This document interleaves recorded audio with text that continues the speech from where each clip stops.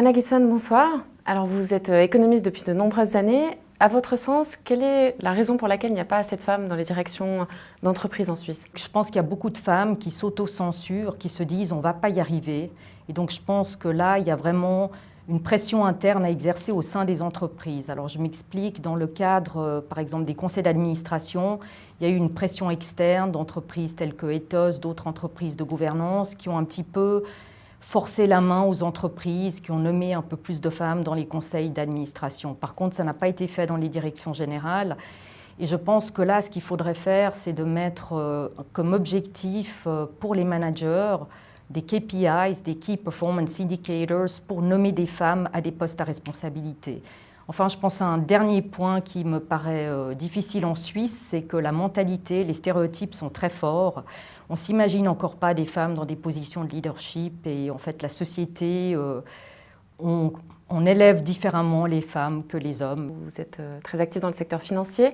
Quels seraient vos conseils aux femmes justement pour travailler dans ce secteur qui reste encore très très masculin, en particulier en Suisse? Se faire valoriser par ses compétences, ça veut dire s'éduquer en finance.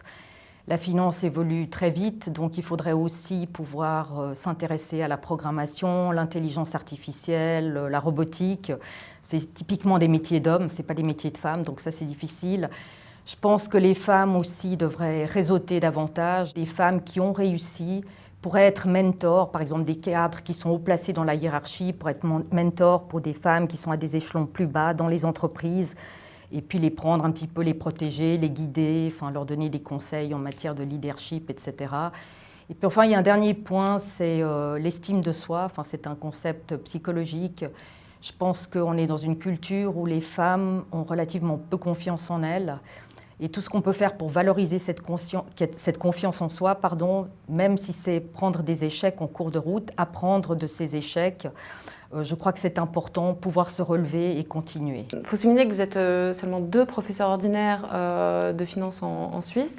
Est-ce qu'il y a des exemples quand même de promotion justement de la carrière des femmes, que ce soit en Suisse ou à l'étranger, dans le monde académique? Pour pouvoir promouvoir une carrière académique, il faut, entre l'âge de 28 et 35 ans, publier énormément. Il y a une pression à la publication pour être nommée. Et c'est précisément l'âge où les femmes choisissent de vouloir avoir des enfants. Le congé maternité en Suisse est de 4 mois. Dans les pays nordiques, une femme professeure bénéficie d'1 année de congé maternité si elle est dans ce cursus de promotion. Donc on devrait élargir ce cursus ce congé parental.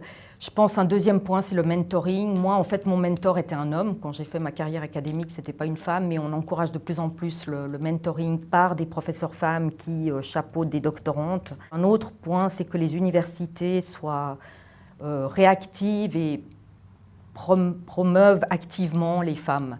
Mais je dirais que là aussi, comme dans tous les autres problèmes que j'évoquais avant, pouvoir mener une carrière académique avec une carrière privée, enfin une vie privée, accomplie, c'est difficile. Il y a des sacrifices, des renoncements. Et je dirais qu'en Suisse, les conditions cadres, crèches, infrastructures scolaires, cuisine scolaire, les horaires scolaires, tout ça, c'est encore, il y a pas mal de choses à revoir aussi de ce côté-là.